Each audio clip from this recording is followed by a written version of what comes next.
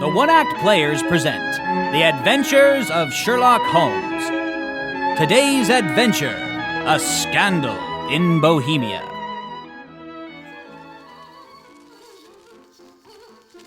To my friend Sherlock Holmes, she is always the woman. I have seldom heard him refer to her under any other name. In his eyes, she eclipses and predominates the whole of her sex. I believe his feelings for her were as close to love as his precise and perfectly reasoning mind would allow. When this case began, it had been some time since I had seen Holmes. After my marriage, our paths crossed less frequently, but I knew he remained at our old lodgings, buried among his books and instruments, alternating between cocaine and ambition. That he remained deeply attracted to the study of crime, there was no doubt. I often noted his name in the papers, associated with cases abandoned as hopeless by the official police. One summer's night in '88, as I was returning from a call to a patient, I passed by the old door on Baker Street. I heard the strains of his violin, glanced to the open window above, and felt a keen desire to see Holmes again. A quick knock at the door, up the stairs, and I was in the presence of my old friend. Hello, Watson! Good evening, Holmes. Have a chair, will you? Thank you. Wedlock suits you. You've put on 8.5 pounds since I saw you last. A mere 8, I think. Indeed. I should say your scales need a calibration. And in practice again, I see. This evening's patient was by the riverside, I note. I should know better than to ask, but how can you deduce this? It is simplicity itself. A gentleman walks into my rooms smelling of idioform, with a black mark of silver nitrate on his right forefinger, and a bulge in his left overcoat pocket where he has secreted his stethoscope. Oh, Watson, I would be dull indeed not to pronounce such a man an active member of the medical profession. Bravo, Holmes. But the patient, surely... Ah, there, inside your left shoe, I note fresh scrape marks at the edges of the sole where you have attempted to remove mud. But enough remains to identify. By its grey colour, I can state with certainty that the mud in which you trod is composed mostly of common river silt. To hear you explain it, it seems so ridiculously simple, Holmes. I fear my eyes are not as good as yours. You see, Watson, but you do not observe. Quite so, I'm afraid. Well, you have arrived at an opportune moment to engage in some observation. Have a look at this envelope. It is addressed to you here. No note of the sender, no postmark. Hand-delivered. And the letter inside. Yes. There will call upon you tonight at 7:45 a gentleman who desires to consult you upon a matter of import and urgency to a great house of Europe. You are known to be trustworthy. This account we have from all quarters received. Be in your chamber at that hour, and do not take it amiss if your visitor wears a mask. This is indeed a mystery, Holmes. What do you imagine it means? I have no data yet, and it is a capital mistake to theorize before one has data. We must not be tempted to twist facts to suit theories. Now, apart from the message, what do you deduce from the letter itself? It appears a man's hand. There is no signature or monogram, so he is being quite circumspect. By the quality of the paper, the gentleman is presumably well-to-do, but the stock is peculiarly strong and stiff. Peculiar. That is the very word. It is not an English paper at all. Ah. Hold it up to the light. I see a watermark. E.G. followed by P, then G.T. The maker, I presume. Not at all. No. No. G with a small t, a common contraction, stands for Gesellschaft, which is German for company. The P, of course, is for papier. Now the E.G., that is most interesting. I had to refer to the Continental Gazetteer for that. It stands for Egria, located in Bohemia, noted for its numerous glass factories and paper mills. So, my good man, what do you make of that? The paper was made in Bohemia. Precisely. And the man who wrote it is German. Really? Note the construction of the sentence. This account we have from all quarters received. No Frenchman or Russian would have written that. No, only a German is so uncourteous to his verbs. What else? What else indeed? Who is this German who writes upon Bohemian paper and prefers to wear a mask rather than show his face? Oh, I believe we shall meet our mysterious letter-writer now. Shall I go then, Holmes? Certainly not, Doctor. Stay where you are. This promises to be most interesting. It would be a pity for you to miss it. Come in. You had my note? I told you I would call. Pray, take a seat. This is my friend and colleague, Dr. Watson, who is occasionally good enough to help me in my cases. You may address me as the Count von Kram of Bohemia. I would prefer if we spoke alone. I'm sorry, but it is both of us or none. All right, then. As this matter may have an influence on European history, I must bind you both to absolute secrecy. I promise. And I. You excuse, please, the mask. The august person who employs me wishes his agent unknown to you, and I confess also the title I gave is not my own. I was aware of that. I am instructed to employ your services for avoiding an immense scandal, compromising of a reigning family of Europe. Am I to know the name of this reigning family? The matter implicates the great house of Ormstein, hereditary kings of Bohemia. If your Majesty King Wilhem Gottreich von Ormstein of Bohemia would proceed to state your case, then I should be better able to advise you. Mr. Holmes, they said you are clever. You are right. I am the king. Why I should attempt concealing it? Why, indeed. You please understand, sirs, I am not accustomed to doing such business in person, yet the matter so delicate, I dare not confide it to another. Therefore, I come incognito from Prague for the purpose of consulting you. Then, pray consult. The facts are briefly these. Some 5 years ago, during a lengthy visit to Warsaw, I made acquaintance with the well-known American adventuress Irene Adler. Ah. The name is familiar to you. At the time, the Imperial Warsaw Opera Prima Coloratura, no doubt. This is true. Watson? I believe she now resides in London. This is also true. And your Majesty became entangled with this adventurous lady, wrote her some compromising letters, and is now desirous of getting those letters back. But how? Was there a secret marriage? Absolutely not. No legal papers or certificates? Nine. Then I fail to follow. If these letters are produced for the purpose of blackmailing your Majesty, how is she to prove authenticity? There is the writing. But forgery! My private notepaper. Stolen. My own seal. Imitated! My photograph. Bought! We are both in the photograph. Oh, dear. Your Majesty has indeed committed an indiscretion. I was mad, insane, but such a passion I could not control. You have compromised yourself seriously. I was only crown prince then, young, foolish. But I tell you, no man can resist such a beautiful and remarkable woman. The photograph must be recovered. Visit she will not part. Your Majesty must pay. It must be bought. She will not sell. Stolen, then. Bah! Twice attempted. Once her luggage diverted. Nothing. Burglars ransack her London house. More nothing. Do you know what she proposes to do with the photograph? Ruin me. And how, precisely? In 3 months, I wed Clotilde Lotmund van Saxe-Meiningen, second daughter of the King of Scandinavia. A marriage such as this, my conduct, a mere shadow of doubt would end the matter. Are you sure she has yet to use the photograph? I am sure. And why? Because she said it would be sent to certain newspapers. On the day my engagement's proclaimed to the public, that will be Monday. Oh, then we have 3 days yet. That is very fortunate, as I have 1 or 2 matters of importance to look into just at present. But I told... Your Majesty is staying in London? Yes, at the Langham by the name Count von Kram. I shall drop a line to let you know how we progress. Could you not attend to this matter presently? I'm sorry. No. But in due time, Your Majesty. But... As to the money... For the photograph, I would give a province. For present expenses. I have £300 in gold and 700 in notes. And the mademoiselle's address? Briony Lodge in St. John's Wood. Good night, Your Majesty. You shall hear from us shortly. £1,000? Holmes! Ah, yes. Well, Watson, I have some matters to attend to.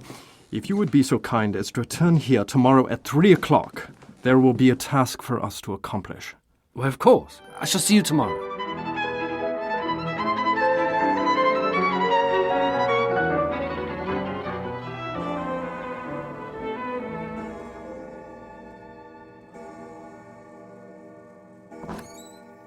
Late again, Holmes.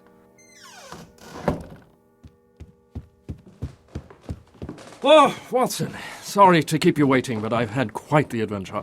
I'm sure you cannot guess how I have employed my time today. By your interesting choice of dress, I can see you have been portraying one of your characters for the purpose of watching the habits and house of Miss Adler, I suspect. Quite right. But the sequel was rather unusual, as I'm sure you will agree. I left this morning in the character of a stableman out of work. There is a wonderful camaraderie among horsemen. Be one of them, and you will know all there is to know. I soon found Briony Lodge, a bijou villa, garden at back, built out in front to the road, 2 stories, large sitting room to the right, shubbed locked at the door, but preposterous window fasteners which a child could open. I then strolled down to the mews, and there lent a hand to the other carriage and stableman, rubbing down the horses, for which I received in exchange 2 pence, 2 fills of shag tobacco, and as much information as I could desire about Miss Adler, to say nothing of a half-dozen other people in the neighbourhood in whom I was completely uninterested. And what of Irene Adler? To the men of the mews, she is the daintiest thing under a bonnet on this planet. She lives quietly, sings at concerts, drives out at 5 every day, and is home at 7 sharp for dinner. Not quite the adventurous King Wilhem described. She has only 1 male visitor, but a good deal of him. He often calls twice a day, never less than once. He is the lawyer Godfrey Norton of Temple. Ah, See the advantages of a cabman as a confidant? indeed. But the involvement of a lawyer in this matter sounds ominous, Holmes. My thoughts exactly at the time. What was the relationship between them? And what is the object of his repeated visits? Had she transferred the photograph to his keeping? I was in this line of reasoning when... I fear I bore you with the details, Watson. Not at all. Pray continue. It was just prior to noon, and over a pipe I sat contemplating, turning my attention to the gentlemen's rooms in Temple. When a hansom arrived, a gentleman sprang out, calling for the cabman to wait. He did knock at the door, but then brushed past the maid who opened it with the air of a man who is thoroughly at home. Mr. Norton. Yes, he was in the house about half an hour and then emerged in more of a flurry than before. He called to the driver, "I must be at the Church of St. Monica in Edgware Road within 30 minutes, but first to Regent Street." Away they went. I wondered if I would do well to follow him, when up the lane came a neat little carriage with a coachman's coat but half-buttoned. Why, it hadn't even come to a stop before she shot out and darted into it, crying, "The Church of St. Monica, John, as fast as you dare!" This was quite too good to lose, Watson. I dashed over to the street and saw an empty cab. Before the driver could object to such a shabby fare, I jumped in and promised the man half a sovereign if he reached the church in less than 20 minutes. My word! My cabby drove fast. I don't think I ever drove faster, but still the others were there before us. I paid the driver and hurried into the church. There was not a soul there save the 2 whom I'd followed and a clergyman at the altar. I quickly sat in a pew and bowed my head like any idler who had dropped into church. Suddenly, to my surprise, the 3 turned and looked toward me. No! Godfrey Norton then came running towards me, shouting, You there!" And before I could duck out the door, he had me by the arm. Holmes! I too thought my plans seriously menaced, that I'd been recognized. But no! By the arm I was pulled up to the aisle, Norton proclaiming, "Come, man, we've only 3 minutes." What came next was a blur to me. The clergyman, now evidently satisfied with the participants, then proceeded to marry Irene Adler and Godfrey Norton. It was done in an instant. There I stood, Watson, a handsome gentleman on one side, shaking my hand, a very beautiful lady on the other, thanking me profusely. My arrival, it seems, just saved Mr. Norton from dashing out to the street in search of a best man to witness the marriage. As we left the church, the new bride said, "I shall return to Briony and see you at the park at 5. Mr. Norton then left. The lovely Mrs. Norton then presented me with this gold coin in thanks for my service. I intend to wear it on my watch chain in memory of the most preposterous afternoon I have ever spent." This is a very unexpected turn of affairs, I must say. Yes, but it simplifies the matter of the photograph. In what way? The photograph is double-edged now. Its publication would only risk her happy marriage, too. Then the king has nothing to fear. Perhaps not for the immediate time being, but there is always the chance of future demands. Therefore, I have devised a way to retrieve it from her house this very day. Her house was searched by the king's agents. Bah, they did not know where to look. But you know. I will not look. No. She will show me. Surely she would refuse. She will not be able to. Now, I desire only some cold beef and a glass of beer. Afterwards, I have some arrangements to see to, and I could use your assistance, Doctor. I shall be delighted. You don't mind breaking the law and risking arrest? Not in a good cause. I was sure that I might rely on you. Now, if you would, take this note to Harris Plumbers near Euston Station. The proprietor will give you a package. Bring it to the head of the lane at Briony Lodge, where I will meet you at precisely 6:55.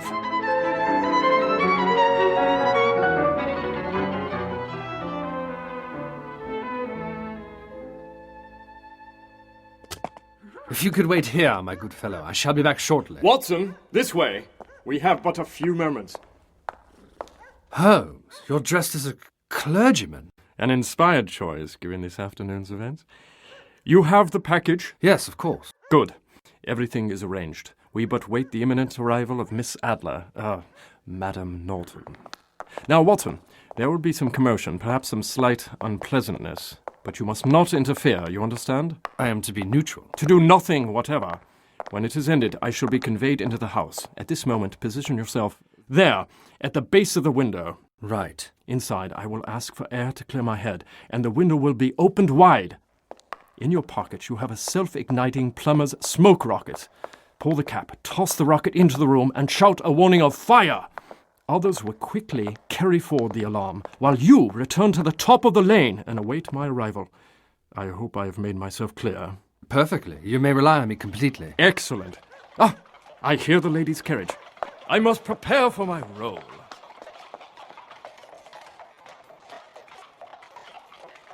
Hey there! Hey there! Watch out! Hey You there! Look out! Hey there! Look out! Ah! He's been struck. Is he dead? Oh. No, unconscious. Oh dear, poor man. I didn't see him, ma'am. He can't lie in the street. May we bring him in, ma'am? Yes, of course. John, help these gentlemen to bring him to the sitting room. Yes, ma'am.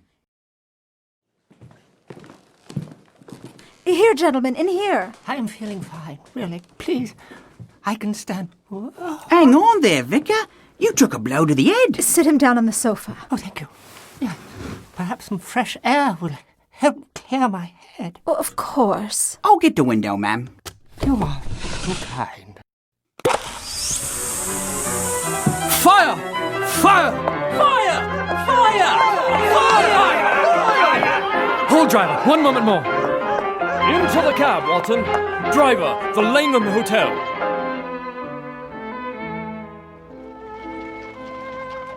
You did splendidly, Doctor. You have the photographs. Safely tucked away for presentation to the King.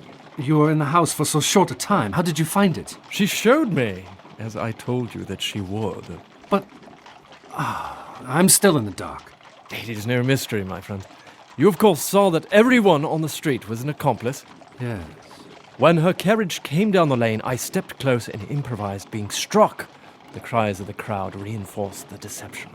I fell down, played injured, as a common trick to extort money from the gullible, but dressed in the clothes of a common clergyman who would doubt. No one. I was carried into the sitting room and asked for air. When the window was open, you had your chance. But I thought it was to provide distraction, a diversion while you searched the premises. Not at all. When a woman fears that her house is afire, she will rush to the thing she values most.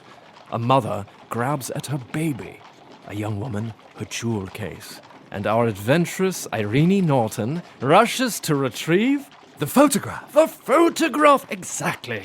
In the midst of the smoke and the shouting, she responded beautifully. I watched her closely. Her eyes darted to the bell pull beside the fireplace mantel. As she moved towards it, the carriage driver interceded and hurried her from the room. I then had my chance.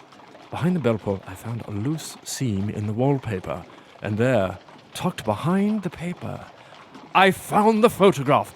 I'd barely time to hide it in my breast pocket when the driver returned to assist me, the poor injured vicar.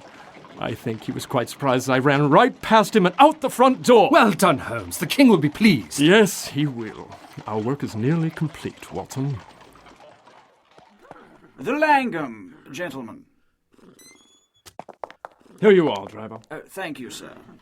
I have sent word ahead that we would be here with news for Count von Kram. I suspect... Good night, Mr. Sherlock Holmes. Who was that gentleman? I don't know, but the voice is familiar to me. No matter. Come, Watson.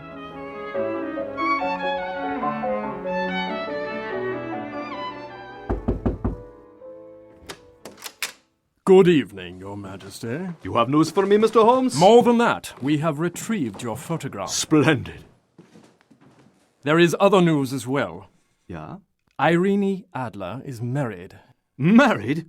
But to whom? To an English lawyer named Norton, Your Majesty. But she could not love him. I am in hopes that she does. Why? Because a woman who loves her husband does not love Your Majesty and is therefore not likely to interfere with any of Your Majesty's future plans. Yes, I see. If she had only been of my station, what a queen she would have made. May I have the photograph? Of course. Are you having a joke, sir? I'm sorry. If so, this is not amusing. That is the photograph retrieved from the house of Irene Adler. But there is no man in this photograph, only her. What? By Jove! Explain yourself. Your Majesty, I have not an explanation, but we shall have one at once. Come, it is time we spoke with the former Miss Adler.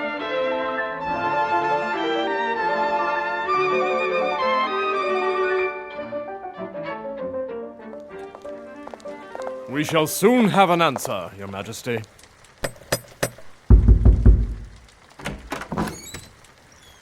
Mr. Sherlock Holmes, I believe. I am Mr. Holmes. My mistress told me that you were likely to call this evening.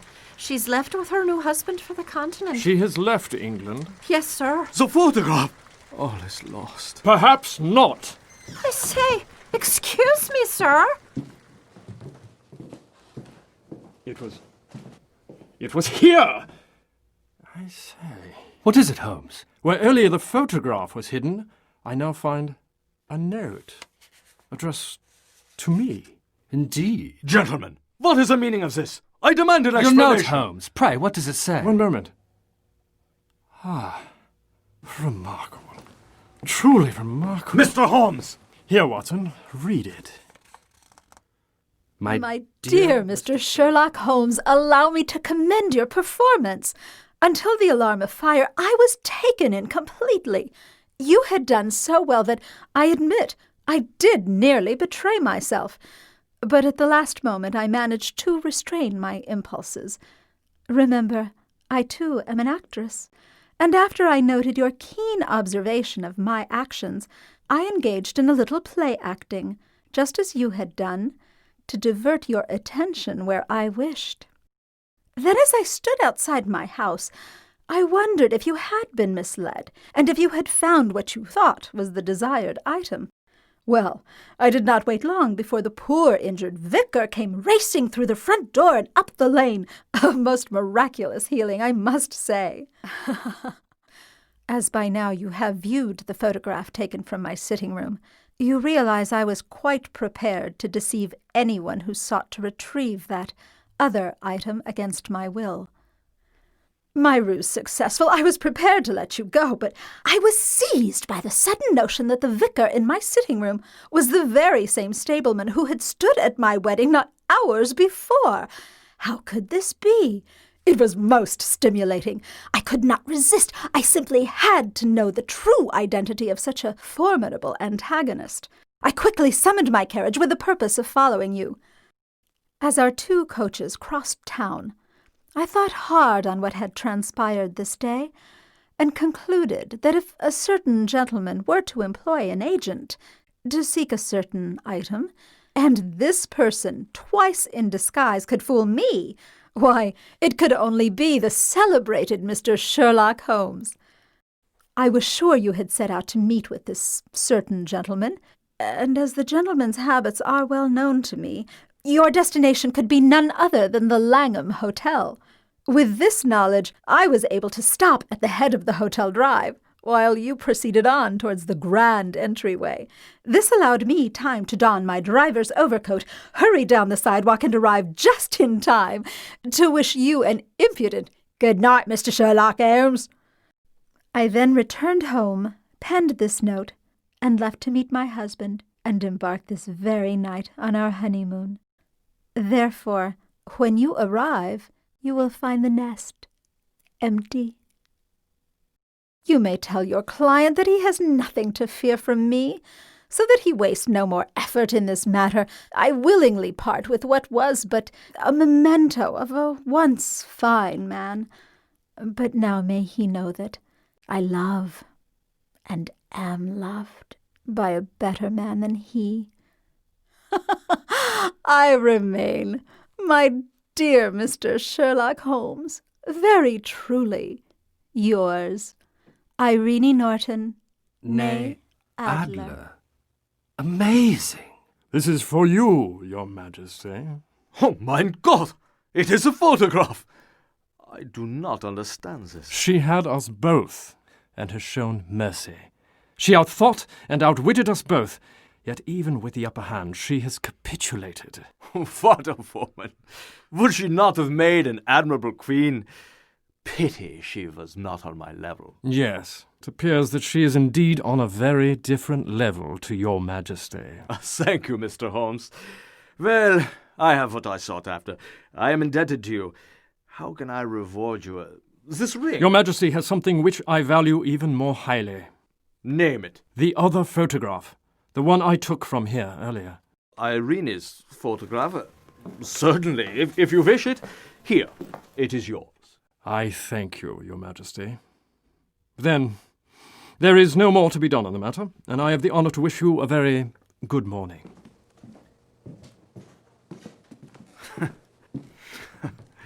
I believe your friend, like so many, has been smitten by that astonishing woman. As improbable as that seems to me, Your Majesty, I do believe you are right.